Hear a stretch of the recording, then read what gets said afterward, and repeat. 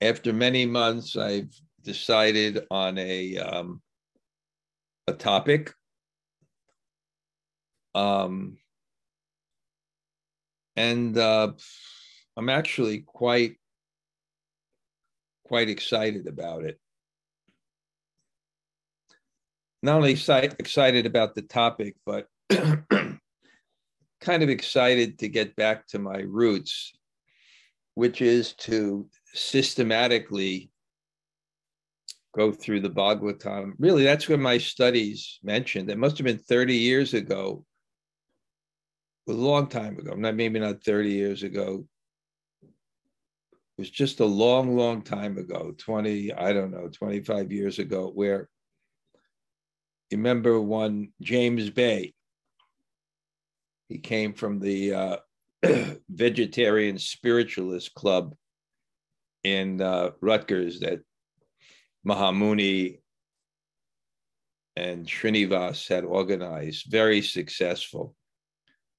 And he traveled with me for about a year or two, and I put the first canto of the Bhagavatam, I put it systematically.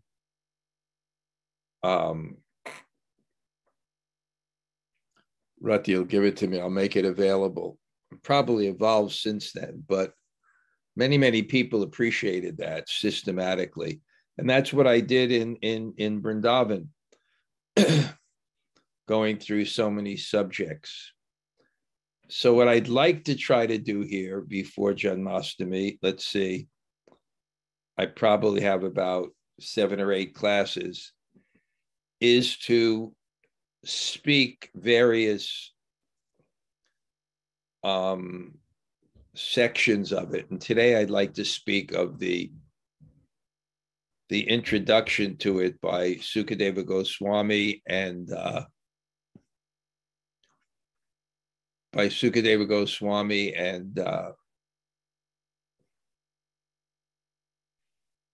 Sutta Goswami, because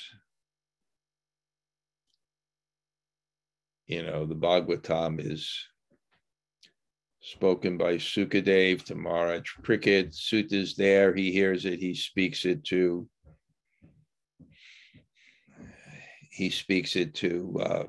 Maharaj Parikshit. So I'll cover, I'm hopefully verses 1 through 16. But what I'll try to do, and I'm going to evolve this technique, because after this, there's other things I'm really thinking of doing. Maybe the 7th chapter of the second part of Brihad-bhagavatamrita. And I've adjusted my schedule, so actually I study in the morning. It's diminished my chanting a little bit, but that just has to be adjusted. And what I'll do is I'll do the same thing Sunday and Wednesday. Some of you, it's not in your schedule to come in on Wednesday, but I'll always kind of review. So reading from the 10th canto, 4th verse.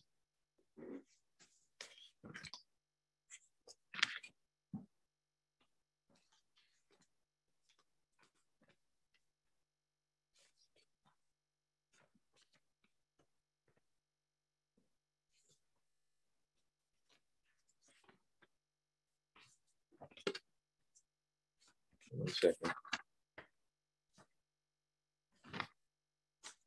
And these verses actually are by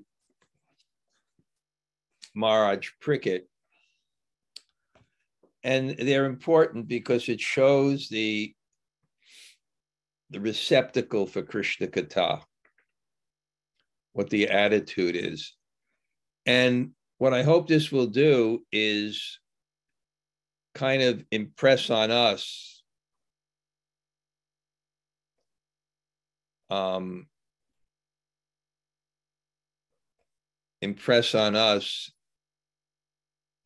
the importance of what we're doing in this class.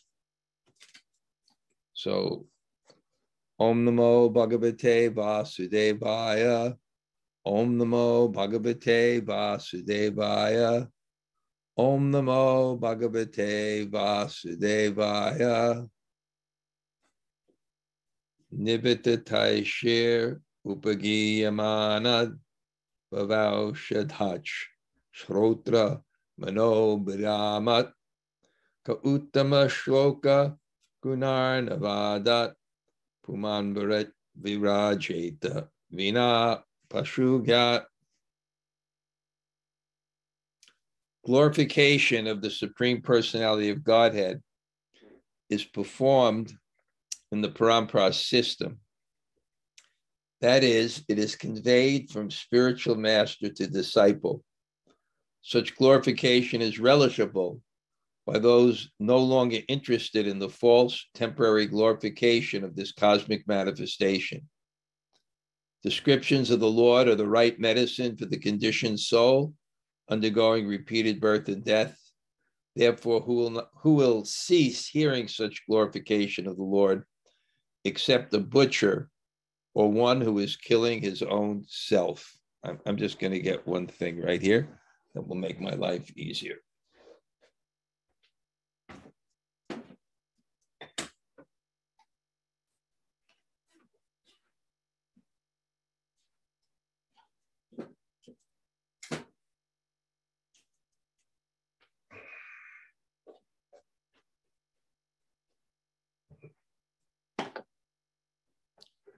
This is great.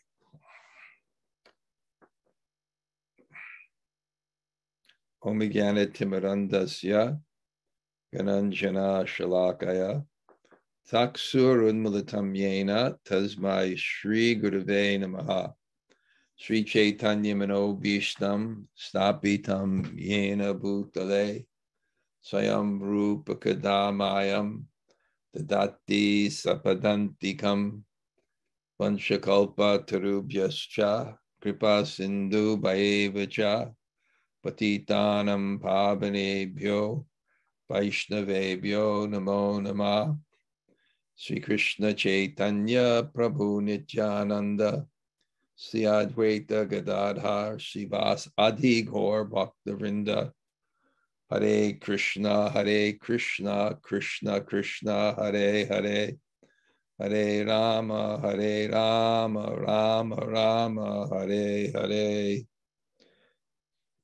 So,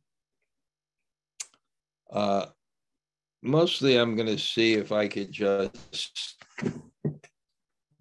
kind of speak a little bit spontaneously. What I'm going to do is I'm going to try to study the sections so I pretty much can just talk on them and then refer to verses if I want. Or let's see what the format takes. But as we know, the Bhagavatam is about understanding Krishna. Krishna is the Ashraya. He's the 10th subject matter. And to hear properly, there are many, many things that are required, and including one's attention. Perception is dependent on attention. We all experience that just trying to chant the holy name. And a purified heart so that we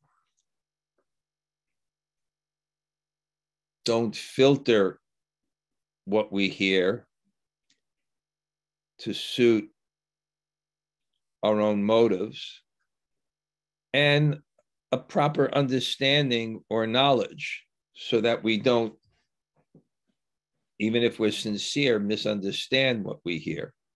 So there are 9 subject matters, and it's described that the 10th subject matter is the summum bonum, the objective. And the other 9 subject matters are to give you a frame of reference to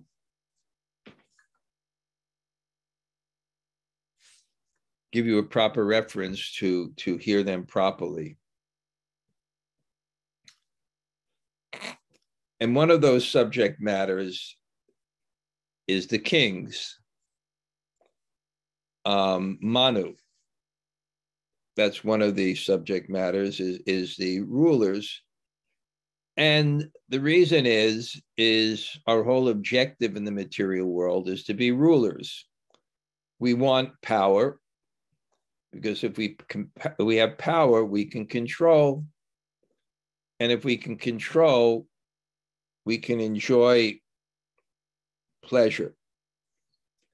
We may not experience happiness, but we can enjoy pleasure.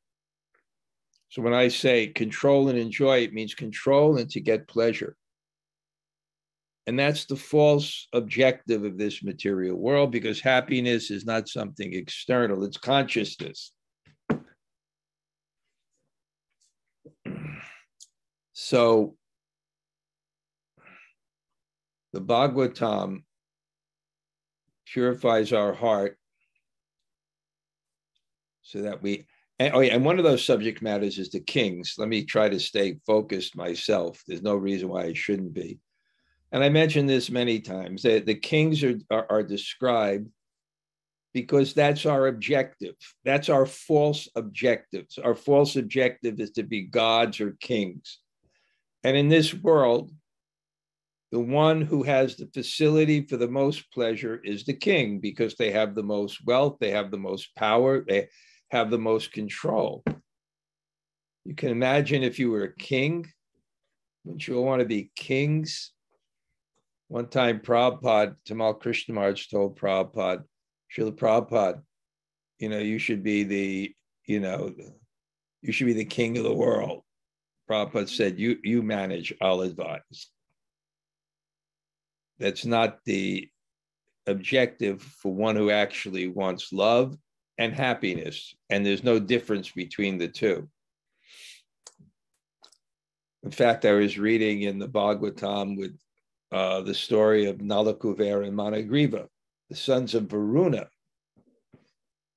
Kuvera, the sons of Kuvera, the treasure of they had so much wealth, and it can make one proud and give one the wrong objectives and disconnect one from the soul.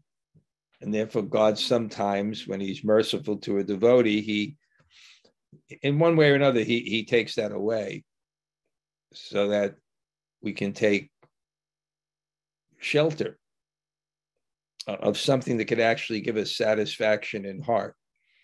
So there's always a description of the kings, because we have to see that objective of rulership does not lead to happiness. Because one thing is, the more you're attached, the more you have to control, and the more that things can go wrong. I guess maybe this is another Brooklyn proverb. If you ain't got nothing, you ain't got nothing to lose. And satisfaction is, happiness is contentment, and contentment means enough. So you have to see with those kings that, and then all the stories in the Bhagavatam are like that. And so the kings come in dynasties. And in the 9th canto, this subject is being discussed. One of the subjects that's being discussed is the dynasties. And they either come because, and the Supreme Lord appears generally in the Kshatriya dynasties, because yada hidharmasya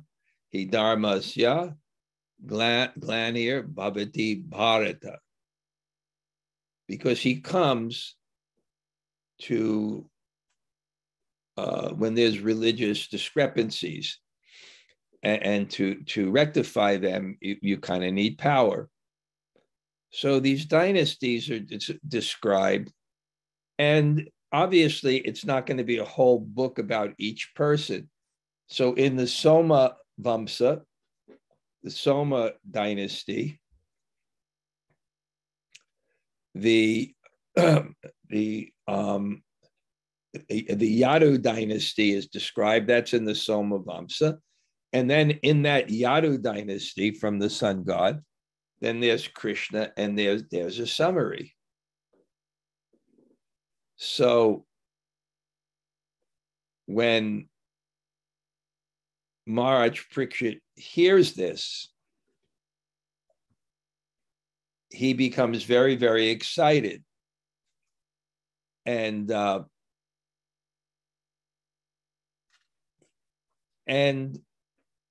he wants to specifically hear, because there was a description of Krishna in that, just a few verses, and he specifically wants to hear about Krishna. And he has some faith. He has some strong faith, because he's Parikshit, and Parikshit means the examiner. And it's at the end of his life. And when you're at the end of your life, when you have any problem, what is your shelter? Is it alcohol? If you're in anxiety, is it the internet? Where do you feel is your shelter? Sharanagati. Where do you go for maintenance and protection and sustenance?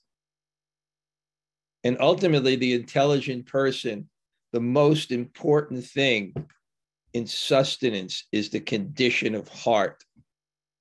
It's where is that object of love that can perfectly reciprocate with one? Where is that object of love that's not temporary, which it's real, which it's dear, which it never fails us? Where's that real shelter? That's priya, it's dear to us. We all are seeking that.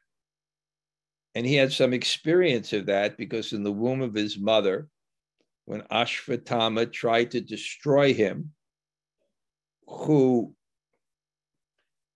it will be the last, basically, descendant representing this whole Yadu dynasty, after his grandfathers died, because all their children have died in the war. And Krishna protects, and it makes an impression on him, a samskara, an impression, but it's not a bad samskara.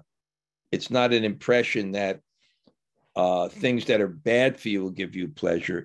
He had the samskara, and this is the most important samskara, that the thing that is best for us is the thing that we like. That's called a klishta vritti. It's a thought that's so good. The thought that's so good, and we have to cultivate that. We have to cultivate that.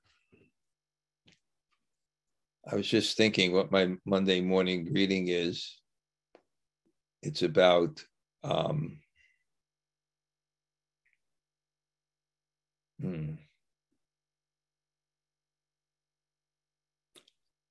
yeah, there was a verse that I quoted. Despite the irrational impulses of the mind, one engages in devotional service. That's what our tapasya is.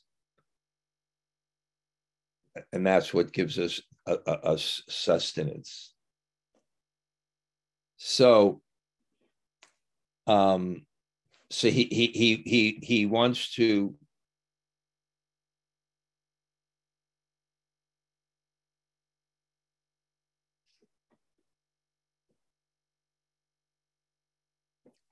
he wants to hear about this.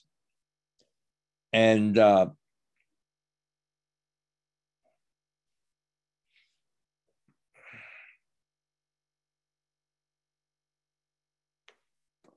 he wants to hear about this. He not only wants to hear about this, he wants to hear about it. He wants to hear about it in detail. He wants to hear all Krishna's activities from the beginning to the end. Anyway, like I said, I'm trying to figure out how to do this. I'm going to just read verse by verse and comment. And I think that's the best way I can do it. King Parikshit said, "My dear Lord, you have elaborately described the dynasties of both the moon god and the sun god with exalted and wonderful character of the kings." So this you've done. Yeah, this is a better way to do it. This you've done in the 9th chapter. And specifically, he says the sun god, the sun is generally first, but he presents the moon first. Because these two Vamsas, the Surya Vamsa and the Soma Vamsa, from the king, from the sun and from the moon, he wants to hear about the moon dynasty. He's saying both. You describe both, and again with their exalted character of the kings. Okay, the Manus, that you can see that they also have trouble, but you could also see that these people have great character. So, O best of the Munis. So he's addressing Sukadeva Goswami, Muni Sattama. You've also described the descendants of the Yadus. So you did both, who were pious and strictly adhered to religious principle. Now, if you will, kindly describe the wonderful, glorious activities of Vishnu or Krishna, who appeared in the Yadu dynasty with Baladev, his Amsena. So Amsena means with Baladev. Amsena means your full manifestation. And it also means that it could also mean partially, because even though he's Muni Sattama, even though he's the greatest of Munis, describe everything from beginning to end, but you'll only be able to explain it partially, because the activities of Krishna are unlimited. And we see in the Rasa dance, there's 150 verses, but there's unlimited meanings, because you can only, it's revelatory. It's not just intellectual, the Bhagavatam. Prabhupada explained it. He said that it's not like an electric shock on your head that you become enlightened, but it's not an intellectual process. It's with your sincerity and your intellect. You try to hear and you try to understand. And then the book, which is God incarnate in sound, it reveals. And he said, please explain as much as you can. And this is also one of the symptoms of bhava, described by Vishwanath Chakravarti Thakur, is this eagerness. Eagerness to see the Lord's pastimes, eagerness to hear the Lord's pastimes, and everything about it. So he's expressing his eagerness. And then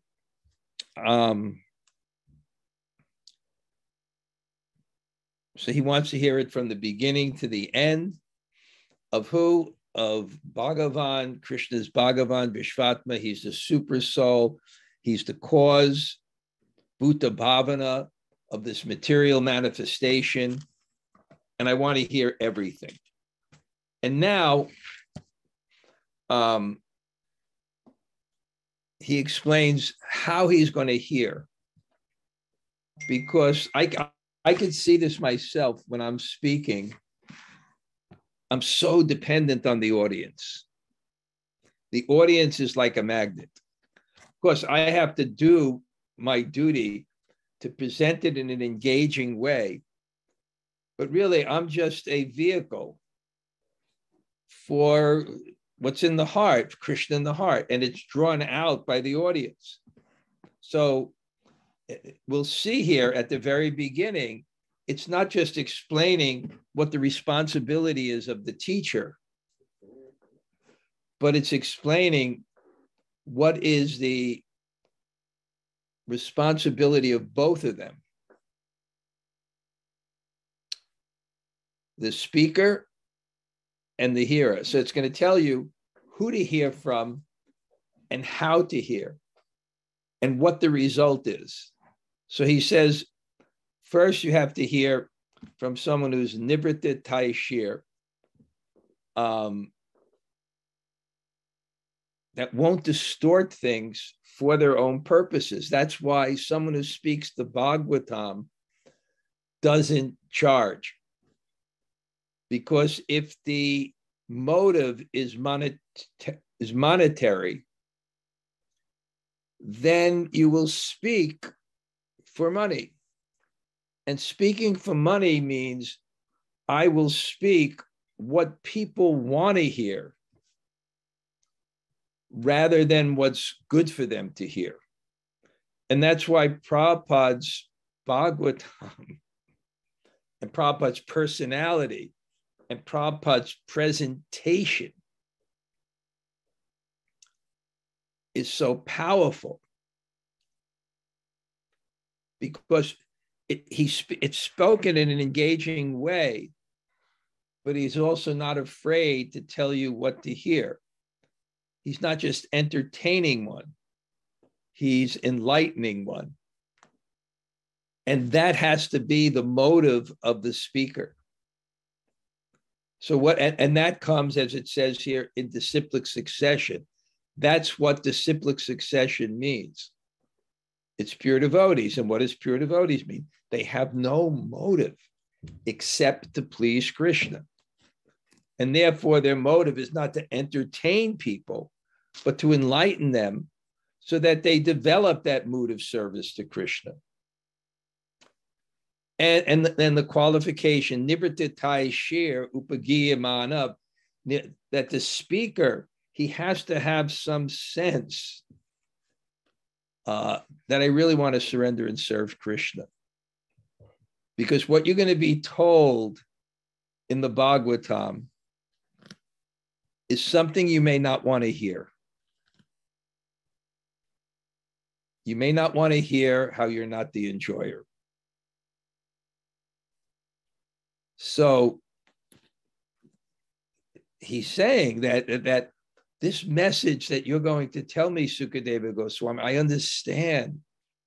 It comes through guru and disciple and disciplic succession of people who have shraddha, they have faith that the ultimate objective is to be a servant of God, not to be the controller, enjoyer of the world. I've understood this. I'm coming to you with this, of this glorification. And it's relished by those who are no longer interested. No longer interested, don't have who have a different type of faith. Dharma projita kaitavo paramo nimatsaranam satam. Those who have given up this other type of religion, which is cheating religion, where prosperity gospel, where you worship God for material prosperity. You're not going to find that. That's not the objective of life. It may help you in the objective of life, but it's not the objective of life. The objective of life is to develop love of God in your heart.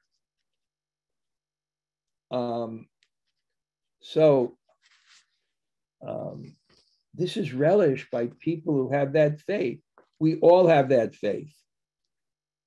Somehow or other. It may be a seed, it may be a sprout, it may be a flower. But we all have that seed. And if we didn't have that seed, you're not here.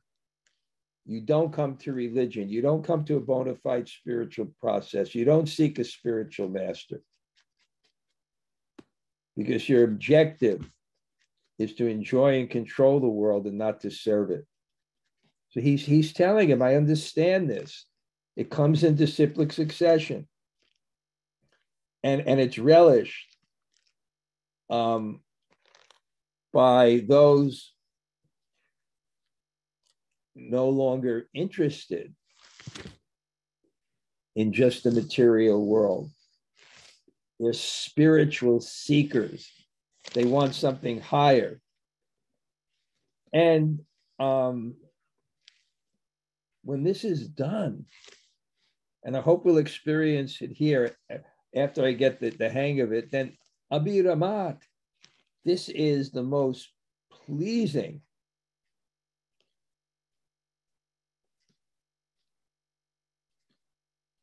it's the most pleasing thing.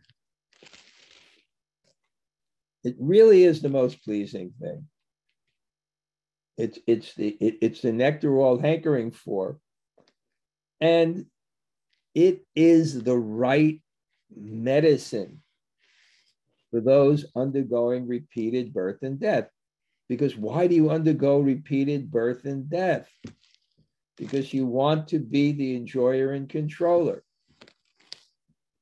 Prabhupada said this material manifestation expands and contracts. The image there of Mahavishnu, the universes are coming out of the body. They're coming.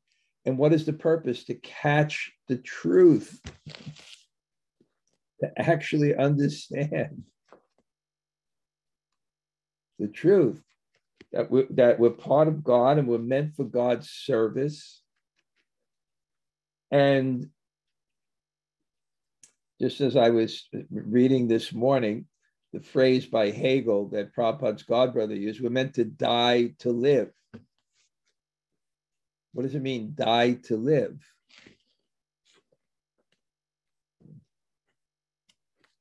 It means die, that when we dissolve the false ego by making our desires the desires of God, and we give up that sense of, I want to be the controller and enjoyer, but I want to be the servant. And what does that mean? We give up our desires to a kind of a universal will, a universal love. That's what love means. We actually have that in our hearts. And we give up this narcissism. We give up this selfishness. When we give that up in our hearts,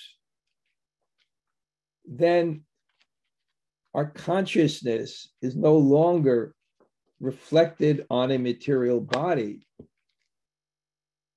that keeps us in this world to do two things. One, to let us understand that position of enjoyer and controller is antithetical to the heart, and it's antithetical to our own satisfaction.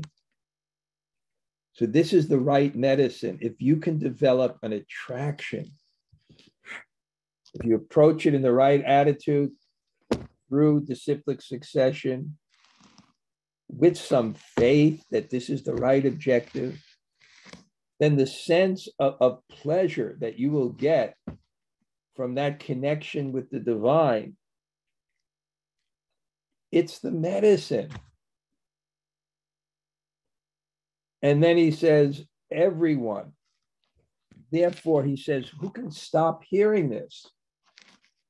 And he says, there's only one person, paśughnāt, one who kills animals. And in the commentary, it says something that's very, very powerful. And it really struck me. Because we have to become nivṛtta-tarṣair. We have to hear so we understand what the right objective is. And then we have to experience it. And therefore that becomes our faith. And with that faith, we increase our chanting and hearing, and we develop a taste, and more our faith grows, our determination grows, our will, our desire grows,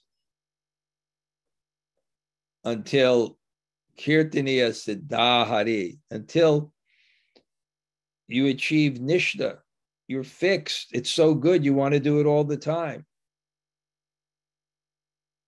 But this, I read a sentence and I forgot where I like what purports I was reading, but there was so many things. I'm trying to remember where, but and prop on the purport, he gets a commentary, who also is paśughnāt, who will not hear it, who's not interested in it. Well, people are not interested in it who are not dharma-projita-kaitavo. You're not going to get from this your material desires fulfilled. And if that is your strong objective, you're not coming to the 10th canto. You're not sitting in this class. You won't be interested. And so many people are not interested. And so I'm going to read some sentence from Prabhupada. And it's very heavy, but it's necessary to hear. For Krishna-katha, topics about Krishna consciousness, there must be a speaker and hearer, both of whom can be interested in Krishna consciousness if they're no longer interested in material topics. One could actually see this attitude automatically develop in the persons who are Krishna conscious. Now, this is the sentence that's heavy. Although the devotees of Krishna consciousness movement are quite young men, they no longer read materialistic newspapers, magazines, and so on, for they're no longer interested in such topics, nivṛtta-tarṣair. They completely give up bodily understanding, and that's what hit me. Why are we not hearing? Why are we not making this the objective of life?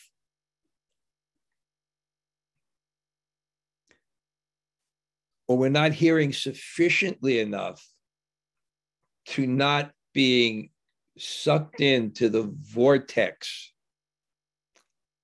of the internet and all that goes on there. Yoga chitta vritti nirodha. Yoga is to diminish, quell the vrittis in the mind. And of course, we're using this properly now, but generally we don't. It increases the vrittis in the mind. And what happens with the vrittis? The lens, the yogic lens, cheto darpanam marjanam. Cheto, cleaning the mind, bhavauṣadhāc nirvapanam, extinguishing the fire of material existence. It becomes distorted. And when it's distorted, it affects your perception and affects your contentment. Because all the anxieties, all the worries, all the fears, they don't come from a vision of reality. They come from a vision of illusion. And it's because the mind is distorted. So this hit me very hard. The impulse that we have to take shelter of the Bhagavatam. We have to hear more and more Krishna-katha. And Prabhupada was very proud of his disciples. I remember in Govardhan, maybe 20 years ago, we didn't have internet 25 years ago. What was our boga? What was our sense enjoyment? The Times of India. Getting a newspaper. So look at Maharaj Prickett, his attitude. He understands. He's telling his teacher, nivṛtta-tarṣair, I have no interest anymore. Therefore, chrotra, I'm hearing it in disciplic succession, bona fide disciplic succession, that's not here to entertain, that's here to educate. And hearing in that way, bhirāmāt. It's so pleasing to the soul. The understanding and the conception gives so much. It's so, I understand it's the goal because I'm relishing the goal. And he's going to say later on here that I'm relishing it so much that even though when I've given up eating, I've given up drinking, I don't even drink anymore. And that's such a disturbing thing, but that's not affecting me. Because I'm hearing this love. It's not just hearing love. We know that the philosophy of Krishna consciousness is not just hearing love, it's feeling love. And the hearing of love is to get you to feel love and to get you to feel a universal love, a love that's objective, is eternal, that's not filled with duality, that reciprocates perfectly within the heart. Says, I understand that. And therefore, I understand this is the right medicine. Who will not hear this? I'm eager. Let me hear this. And then he explains something really, really nice.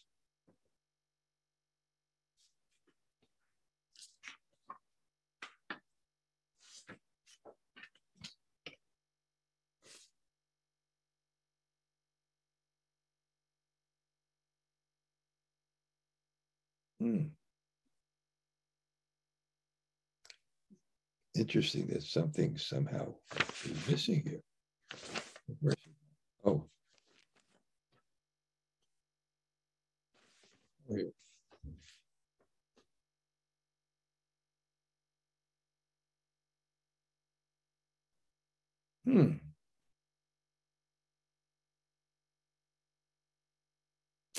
Anyway, and then he explains something very interesting. He says, I'm at the end of my life and I want to hear about Krishna. And I have faith that this will give me shelter.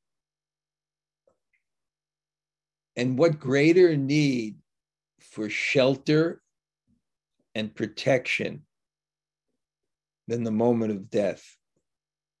He said, but you know, I have faith. I have faith because I saw my grandfathers were on that battlefield. I have so much love. I have so much faith. And this should be reflected in our life. When we surrender to Krishna, we should feel that he's doing what's best. We should feel this protection. And if we're not, it's because we're not taking shelter of Krishna. When we take shelter of Krishna, we will see him in our life.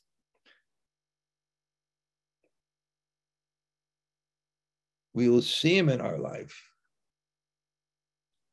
Everything, every moment we'll see. We'll look back every moment. This trouble has given me this realization that's elevated by consciousness. And I treasure and value that realization to such a degree that was a small price to pay for it. Uttamaśloka-guṇānuvādāt. One has that kind of confidence. He has that kind of faith. Small price for what I'm getting. Small price for what I'm getting. And he saw how even though the armies of my grandfathers were so small and it was like nothing compared to Bhishma-dev, they were protected. Taking the boat of Krishna's lotus feet, my grandfather Arjuna and others crossed the battlefield of Kurukshetra, in which such commanders as Bhishma-dev resembled great fish that could easily have swallowed them. By the mercy of the Lord Krishna, my grandfather crossed this ocean, which was very difficult to cross, as easily as one crosses over the hoofprints of a calf. I've seen it because my mother surrendered unto Lord Krishna's lotus feet. The Lord, Sudarshana Chakra in his hand, entered her womb and saved my body, the body of the last remaining descendant of the Kurus and the Pandavas, which was almost destroyed by the fiery weapon of Ashvatthama. Lord Krishna appearing within and outside of all material embodied living entities by his own potency in the form of eternal time, that is his paramatma, his virat rupa, gave liberation to everyone, either as cruel death or as life. I've seen it. Kindly enlighten me by describing his transcendental characteristics. Please.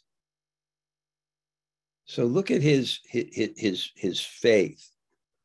Look what he's doing in relationship to his teacher, how he's approaching.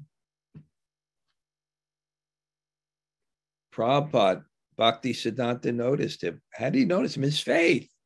And what was the symptom of his faith? He liked to hear. If you don't have faith, you don't like to hear. And that faith is the conviction that this is the best thing to surrender to Krishna. If you don't have that faith, you don't want to hear, because you're not going to hear how you're the enjoyer.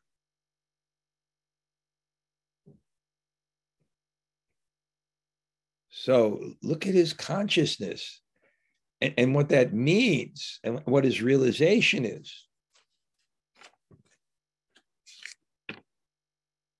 My Sukadeva Goswami now explain to me about Balaram.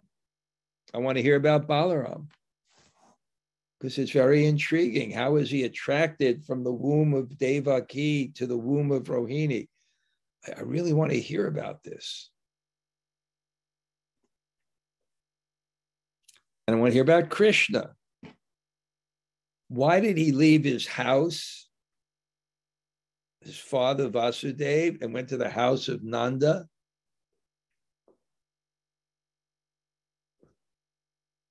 And where did he live with his relatives?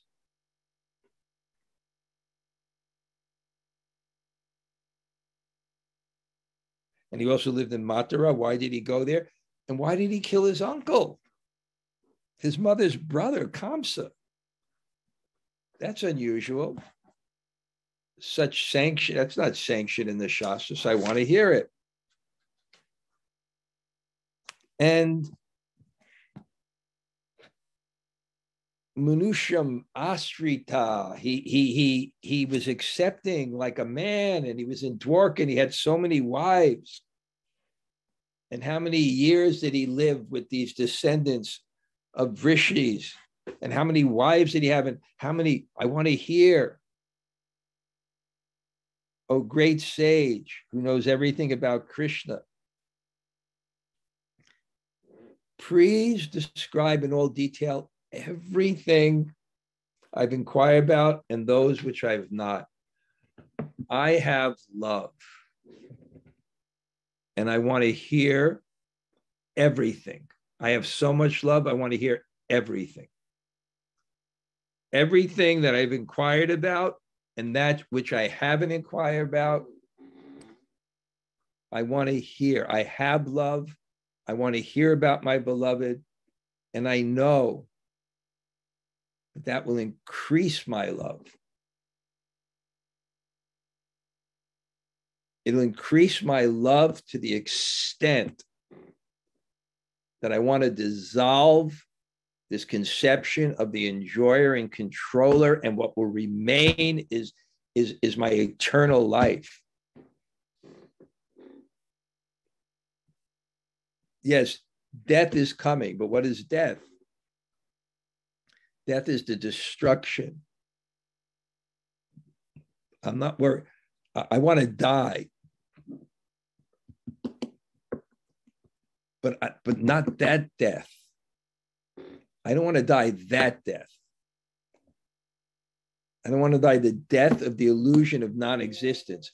That's not the death I want. I want to die. I want the death, the dissolution of the false ego, which makes me experience that death. That's why I'm experiencing that death, because I wanted to be the enjoyer and controller. And therefore, Krishna satisfied my desire by reflecting my consciousness on the temporary material body. And as long as I'm the enjoyer, I'll be connected to that, and I'll experience the most horrible thing, which is the apparent annihilation of my very identity and self. So I don't want that. Rather, I want you to annihilate this false conception of life based on the desire to be the enjoyer and controller. And how am I going to annihilate that? By developing the desire to be this. If I develop the desire to be what I am, which is an eternal servant of Krishna, then Daiviyesha gunamayi mama maya dharatya mameviye papad maya meta. If I just, I'll surrender to you fully. I'll take refuge of you fully. And then God will no longer have a need to. If you want to be what you are, then God does not have any need to make you think what you're not. And this conception that with the body, the control, so he's saying, I want to hear everything. This is the process. I have some affection. I have some faith that this is the goal. I have some love. I want to hear. For I have full faith and very eager to hear about them. I trust this is reality. And I trust not only this is reality, but this experience of reality is what I'm meant to be swimming in. Rasavai-saha. Because of my vow on the verge of death, I've given up even drinking water. Yet because I'm drinking the nectar of topics about Krishna, which is flowing from the lotus mouth of your lordship, my hunger and thirst, which are extremely difficult to bear, cannot hinder me.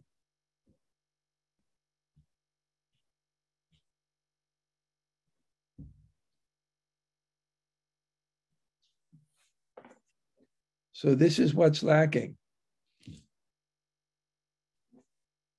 This is what's lacking, this thirst for Krishna. It's extremely difficult to bear giving up hunger and thirst, but they cannot hinder me because I'm drinking a different nectar.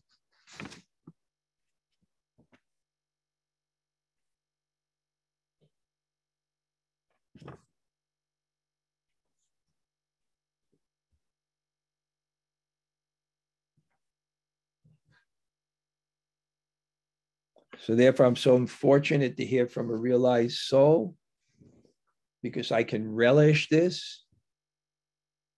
And when I relish this, then I'm completely satisfied.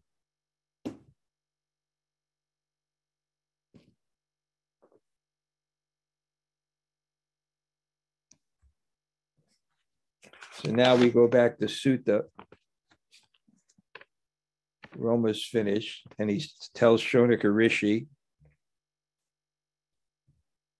Sukadeva Goswami, Bhagavat Pradhan, the most respectable devotee, heard the pious questions of Vishnu-rata, Marge Prickett. These are all his questions, and he thanked him with great respect. He's very grateful. So this is the qualification of the speaker. We saw Vishnu-rata. Vishnu-rata means he was protected by Vishnu. It means he took full shelter. He understood that. He was eager to hear. And now Bhagavat Pradhan, the most respectable devotee. And then he begins his discourse of Kali Kalmasha Gyan, the activities of Krishna, which are the greatest panacea for all miseries, especially in this age of Kali. I almost feel guilty when I'm reading Prabhupada's purports in the morning, because this Vasudeva-katha, this Krishna consciousness, what the Krishna consciousness movement should be. This discourse and hearing and instilling it in people, the desire and faith to hear this, and then living in this. It's the panacea. It's the cure.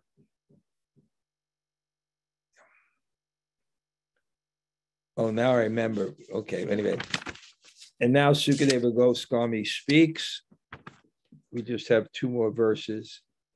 And the best of all saintly kings, because you are greatly attracted to the topics of Vasudeva Krishna, it is certain your intelligence is firmly fixed in spiritual understanding, which is the only true goal for humanity, because that attraction is unceasing, it's certainly sublime. From nishta, being fixed, comes ruchi. I've suddenly developed, Vikram sending me these pictures of the Himalayas, suddenly have, and I remember when I went there and tasting the pure water before it mixes, it comes down the plains. Rasahamsa Kanto, Krishna says, I am the pure taste of water. I am the pure taste of water. And I understood, what's the pure taste of water? It's water that's just water. So that's the taste of Krishna consciousness, because your attraction is unceasing. It is certainly sublime. When your water is just water, it is certainly sublime. When your Krishna consciousness, when your engagement in Krishna is unceasing, it's certainly sublime. And Prabhupada said, this is an example how the Krishna consciousness movement should be spread over the world to bring both the speaker and the audience to the transcendental platform and back home to back. This is the method. And then it's a very, very beautiful verse where Sukadeva Goswami explains how wonderful this is. He said, just like the Ganga, when it flows down the plains, the upper, the middle, the lower planetary systems are purified by the Ganga. He tells Maharaj Prickett, when one asks a question about the pastimes of Krishna, 3 varieties of people become purified: the speaker, the hearer, and the people who listen. So that's the introduction. Now, the interesting thing, and somehow or other, I was able to do it. I think I'll pick up more and more how to do this in a more, anyway. Now, when you read the Krishna book actually begins on the 17th verse of the 10th canto. And the introduction and the first 16 verses, which I just spoke, Prabhupada puts in his introduction. And the first, and the Krishna book begins with this verse. This will be next class. Once when the world was overburdened by an unnecessary defense force of demoniac kings, the Mother Earth, overwhelmed by this military phalanx, approached Lord Brahma for relief. And on Wednesday, but I'll summarize it next Sunday, Prabhupada's purports are so prophetic. They're so prophetic how he describes what's happening today in the world. There's deviation from goal of life. Human life is meant for attaining the highest perfection of Krishna consciousness. When people are godless and the presidents and kings are unnecessarily puffed up with military power, their business is to fight and increase the military strength of their different states.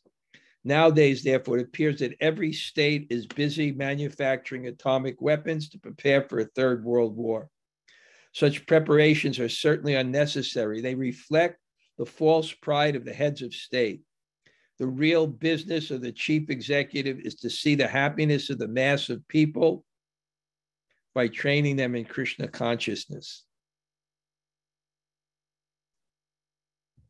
So, anyway, I have a sense now of how to do this, but yeah, this is just Maharaj Prickett inquiring why. We see his qualification for hearing, and we see the reason why he wants to hear, because of how powerful hearing the pastimes of Krishna are, individually and collectively. Maybe, I don't know, Jamunajaya, are you still here? I saw a note for you. May have to go to your, I think you probably had to leave. Okay, anybody like to share a reflection or say hello? Hi, Krishna Maharaj. Hi, Bo. Yeah, it was when you said, even though you said it twice, it caught my attention the first time when you said that Parikshit Maharaj was tolerating severe hunger and thirst in order to relish the hearing of the Bhagavatam. So, you know, I mean, I've always known that he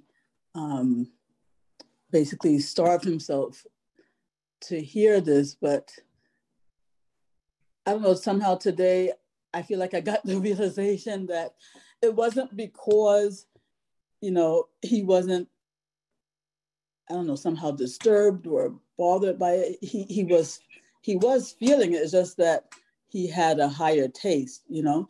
So, you know, mainly I'm just saying that it was interesting to realize today that it's not that he didn't feel it, he felt it, but it's just that the Bhagavatam, you know, was just a higher taste. You know, that's exactly what hit me when I read it, and which reminds me, no matter many times you read, you kind of find something else. But the thing that struck me, is the words are, let me see. Ati dushaya, extremely difficult. Ati is extremely difficult to bear. And what was extremely difficult to bear? Shut, hunger. Tyakva udam, after giving up drinking water. Ati dusham, extremely difficult. But what liberation means is not that things are not moving, but you are not moved by them. And that's what's described in the Bhagavad Gita. He does not move. It doesn't mean things are not moving. But he does not move with them because of that. And there's a certain, there's a certain sense also is that perception is dependent on attention. And when that kind of relish is there, you can tolerate. I give the example of my godbrother, Parthasarthi Goswami. He's in such pain sometimes. I remember he had an operation for neuralgia, the nerves on his face. They were so painful. But when I speak to him, he has his deepest realizations. And you get the impression that the holy name is even more. So it's not that that's not difficult, but it's not as difficult as if you are totally absorbed in sense gratification. There's a statement that a pinch of suffering is felt more than a ton of happiness. So when you absorb yourself in the senses, you experience those things more intensely. So,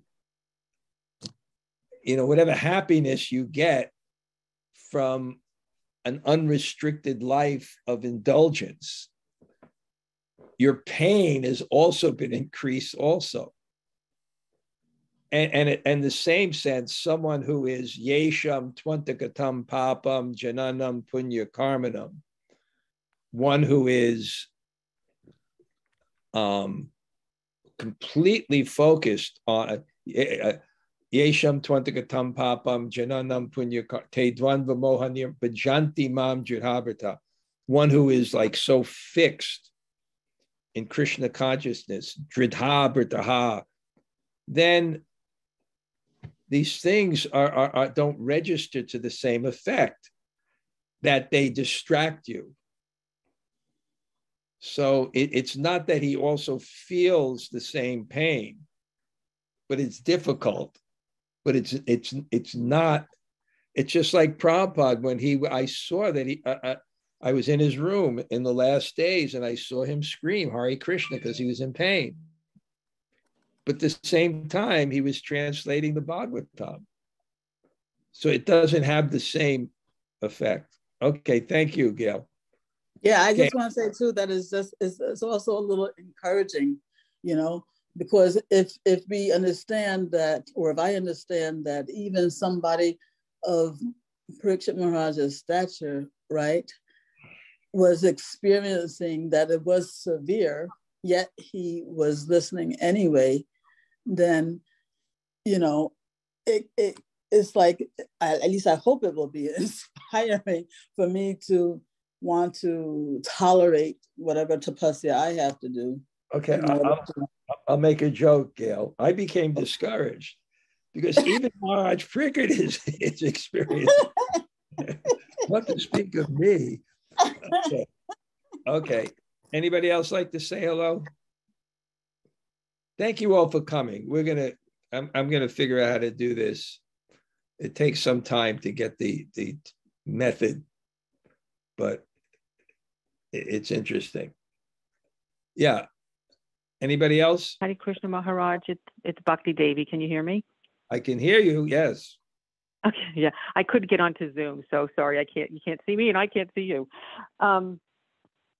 What a powerful class. Thank you so much. And I can't tell you how often I try to impart some of this stuff to my kids, who are not kids, they're men, but are actually really feeling everything that's going on in the world right now.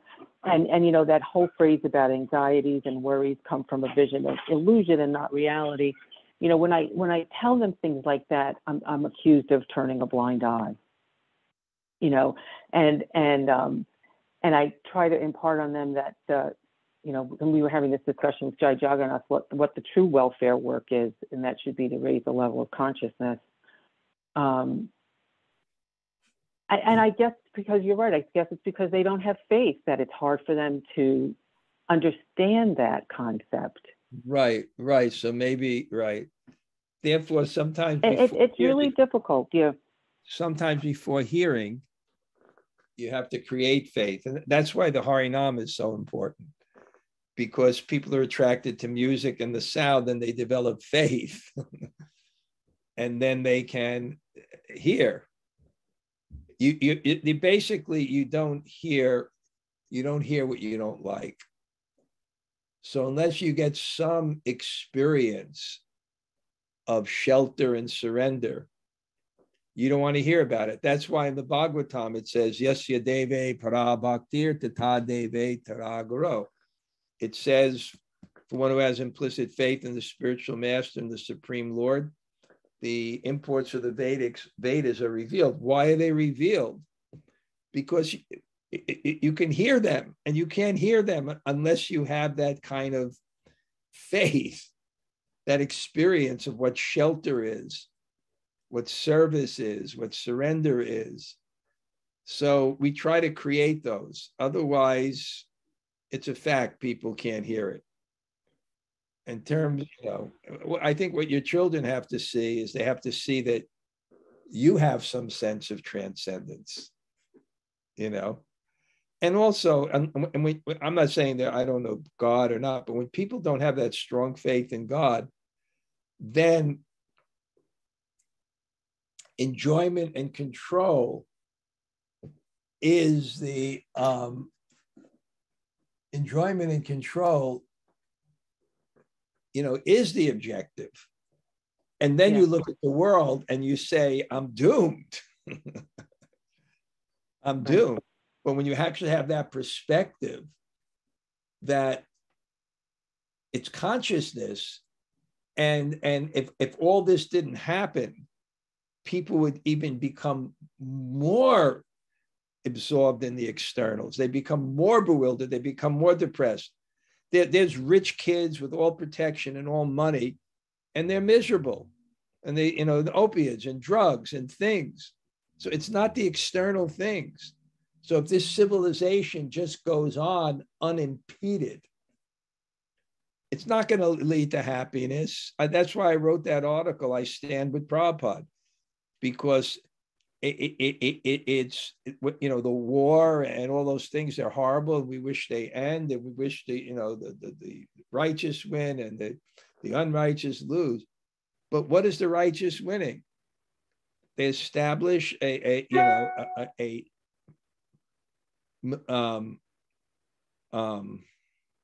establish just they don't give people happiness. They just open up, more. Like I remember when I first went to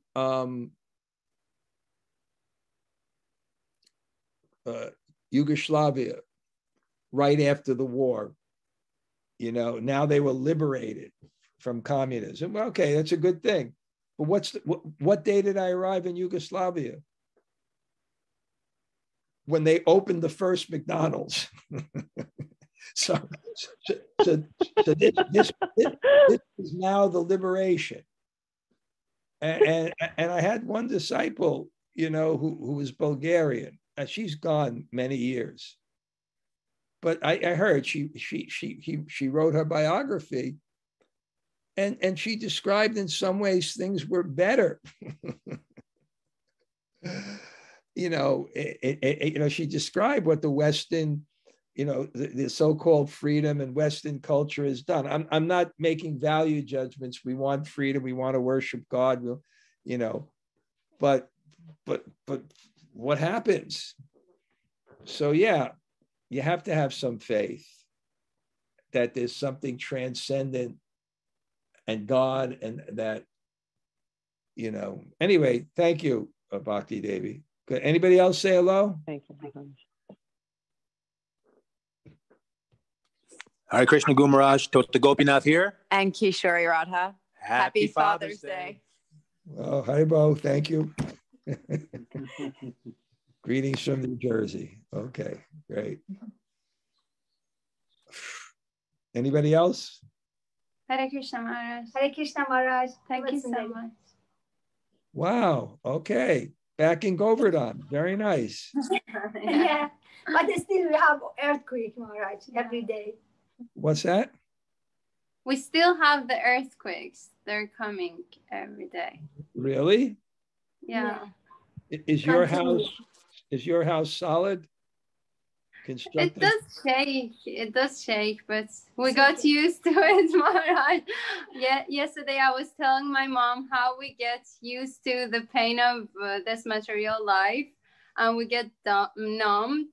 So we just think we belong here, and we forget that we don't belong to this world. Wow. Well, Krishna will lift up your hill, and you can be. Yeah, he will protect us. Yeah. We have to throw our hands up. There's nothing we can do. I mean, it's just, even if everything's good, we still die.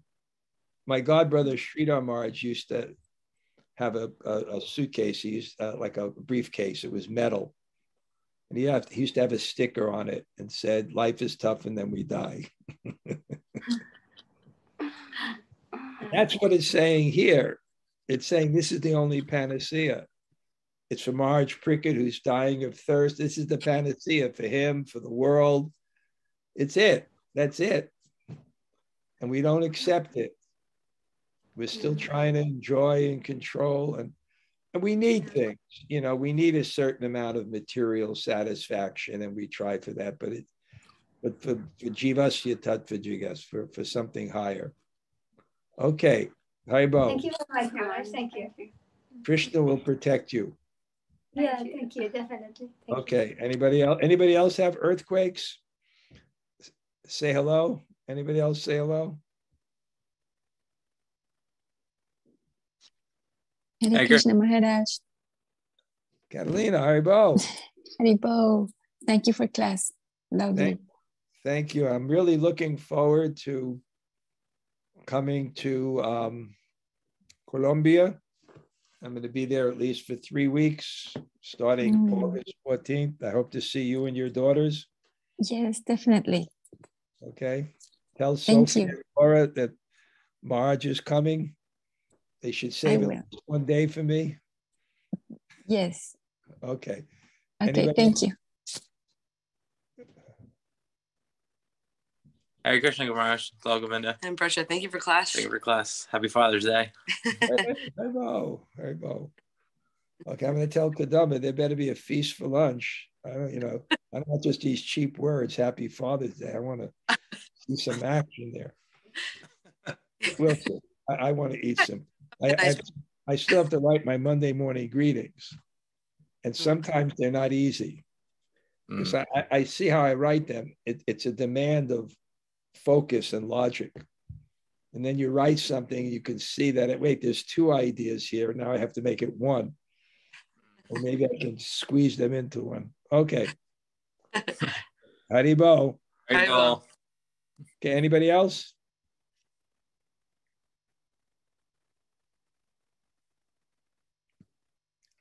Okay, I'm heading out.